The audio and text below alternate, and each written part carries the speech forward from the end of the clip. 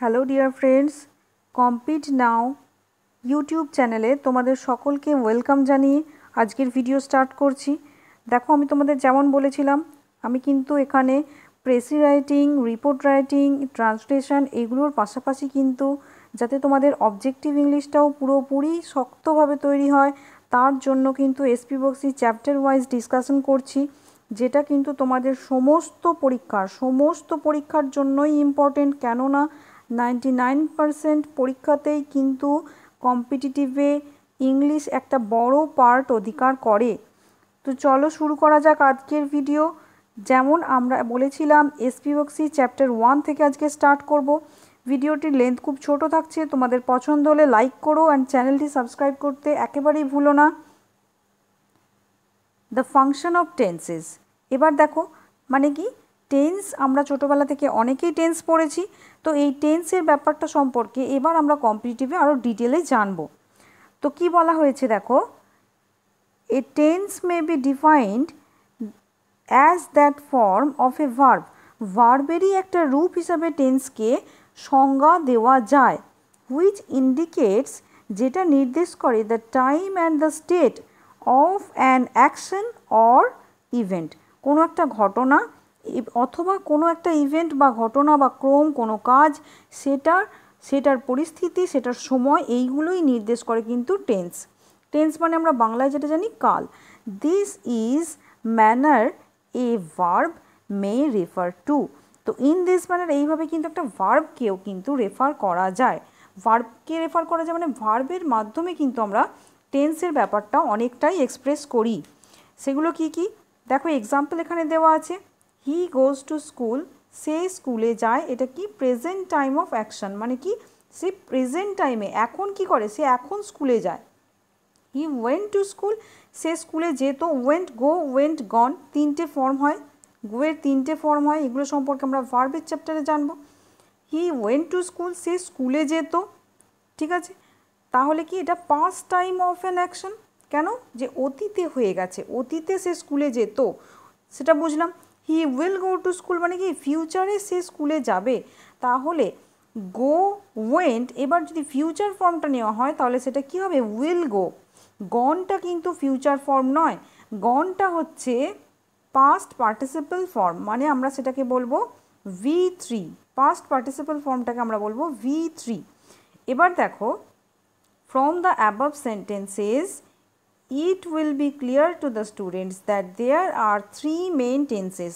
তিনটে প্রধান টেন্স আছে, যেটা আমরা বুঝেই গেছি, present tense, past tense, future tense. এগুলো নিয়ে আমরা ছোটোবেলা থেকেই পড়ছি, তো এই বিষয়গুলো আমাদের অল্প বিস্তর সবাইকার কিন্তু জানা আছে।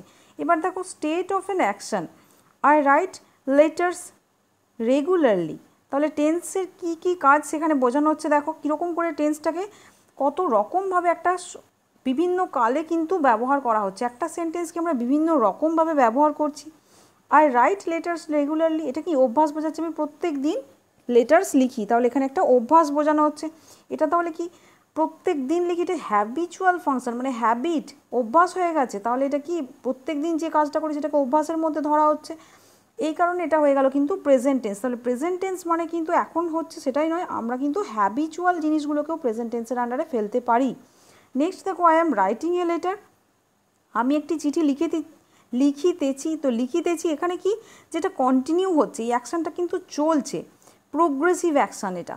কেন, এটাও কিন্তু প্রেজেন্ট টেন্সের আন্ডারেই থাকছে, বর্তমানেরই ঘটছে। বর্তমানে আমরা একটা চিঠি লেখাকে কত রকমভাবে বলতে পারি, যে আমি চিঠি রেগুলারলি লিখি, সেটাও কিন্তু প্রেজেন্ট টেন্সে পড়ছে। আমি এখন একটি চিঠি লিখিতেছি, সেটাও প্রেজেন্ট টেন্সে পড়ছে, কিন্তু এটা প্রোগ্রেসিভ বোঝাচ্ছে, মানে এখন কাজটা চলছে, এখন লিখছি। I have just written a letter, এটা প্রেজেন্ট পারফেক্ট টেন্স, মানে প্রিসিডিং ফাংশন, মানে কি একটু মাত্র হলো, কিছুক্ষণ হলো, আমি শুধু লিখেছি আর শেষ করেছি। এটাও কিন্তু একটু অল্পটা কিন্তু এখানে পাস্টের টাচ থাকে। সবসময় জানবে পারফেক্ট টেন্স মানেই কিন্তু সেটা প্রেজেন্ট পারফেক্ট হোক বা পাস্ট পারফেক্ট হোক, যখন আমি পরে পাস্ট পারফেক্ট টেন্স বোঝাবো তখনও তোমরা দেখতে পাবে পারফেক্ট টেন্স মানেই কিন্তু পাস্টের একটু টাচ থাকেই। আর পারফেক্ট টেন্সের কী বিষয় আছে জানার, যেটা হ্যাভ প্লাস V3 থাকে। পারফেক্ট টেন্স মানেই হ্যাভ প্লাস V3 থাকে। তেমনই ঠিক কিন্তু কন্টিনিউয়াস টেন্স, ঠিক যেমন ধরো 2 নম্বরটাতে আমরা দেখলাম I am writing a letter, এখানে বি ভার্বের সঙ্গে কিন্তু আইএনজি, মেন ভার্বের সঙ্গে আইএনজি থাকে, তার আগে একটা বি ভার্ব থাকে, মানে ইজ, অ্যাম, আর এই বি ভার্বগুলো থাকে, তার সঙ্গে একটা মেন ভার্ব যেটা রাইট, তার আইএনজি ফর্মটা অ্যাড হয়, মানে রাইট প্লাস আইএনজি। তাহলে অ্যাম প্লাস রাইটিং, তার মানে বি ভার্ব প্লাস মেন ভার্বের সঙ্গে আইএনজি। এটা কিন্তু কন্টিনিউয়াস টেন্সের কিন্তু প্রধান রুল।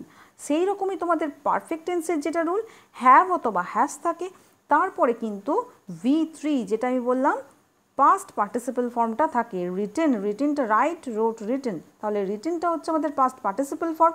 হ্যাভের পরে কিন্তু সর্বদাই, সেটা যে কোনো সময় হোক, যখনই তোমরা ইউজ করবে হ্যাভ, খেয়াল রাখবে আমাদের কিন্তু তারপরে যে ভার্বটা আসছে সেটা কিন্তু পাস্ট পার্টিসিপল ফর্ম হতে হয়। তাহলে বুঝতে পারলে যে I have just written letter মানে আমি এইমাত্র চিঠিটি লিখে শেষ করেছি। এখানে কিন্তু পাস্টের সঙ্গে প্রেজেন্টের একটা সূত্র, একটা গভীর সম্পর্ক থাকে, মানে যেটা এক্ষুনি শেষ হয়েছে কিন্তু তার এখনও এফেক্টটা চলছে, মানে কি সেটা লিখেছি এবং লিখেছিলাম বলা হচ্ছে না, জাস্ট লিখেছি, মানে সেটার বিষয়ে কিছু জিজ্ঞাসা করা হচ্ছে, সেইটারই প্রভাবের কথা বলা হচ্ছে। ঠিক আছে ফ্রেন্ডস, চিঠিটা কিন্তু লেখা হয়েছে, এই মাত্র লেখা হয়েছে, তাই জন্য তার প্রভাব এখনও কিন্তু বর্তমান রয়েছে। এইরকম ক্ষেত্রে আমরা প্রেজেন্ট পারফেক্ট টেন্স ইউজ করি। এরপরে দেখো present perfect continuous tense. Present perfect continuous tense মানে কি, দেখো আমি সেন্টেন্সটা পড়ি, I have been writing a letter for some time. তার মানে কি, চিঠিটা আমি কিছুক্ষণ যাবৎ ধরে, এই কিছুক্ষণের মধ্যে কিছুক্ষণ যাবৎ ধরে লিখছিলাম। এখানে কি কি দেখছো, দেখো এখানে তোমরা কিন্তু পারফেক্ট আর কন্টিনিউয়াস টেন্স পাচ্ছ।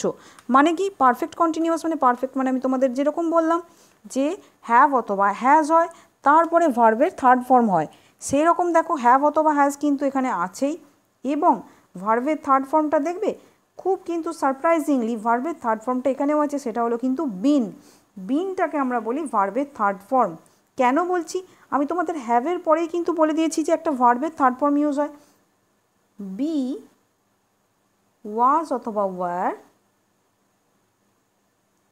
তারপর BEEN, বিন। এইটাই হচ্ছে কিন্তু বি ভার্বের তিনটে ফর্ম। এমনি যদি আমরা সাধারণ বি ভার্ব মানে ইজ, অ্যাম, আর, ওয়াজ, আর সবগুলো বোঝায়, কিন্তু বি ভার্বের যে তিনটে ফর্ম, সেই তিনটে কি প্রেজেন্ট, এটা প্রেজেন্ট ফর্ম হিসেবে বি, এটা হচ্ছে পাস্ট ফর্ম, আর এটা হচ্ছে পাস্ট পার্টিসিপল ফর্ম মানে বিন। তাহলে এবার দেখো হ্যাভের পরে বিন মানে পাস্ট পার্টিসিপল ফর্ম তো হচ্ছেই। এবার আমি তোমাদের কি বলেছি, পারফেক্ট টেন্স মানে হ্যাভ প্লাস V3 থাকবেই, কিন্তু এখানে কি প্রেজেন্ট পারফেক্ট কন্টিনিউয়াস টেন্স বলা হয়েছে। তাহলে কন্টিনিউয়াসে আমি আরেকটা রুল বলেছিলাম, সেটা হচ্ছে ভার্বের যে V1 প্রেজেন্ট ফর্মটার সাথে আইএনজি ফর্ম, এটাও কিন্তু দেখো এখানে আছে।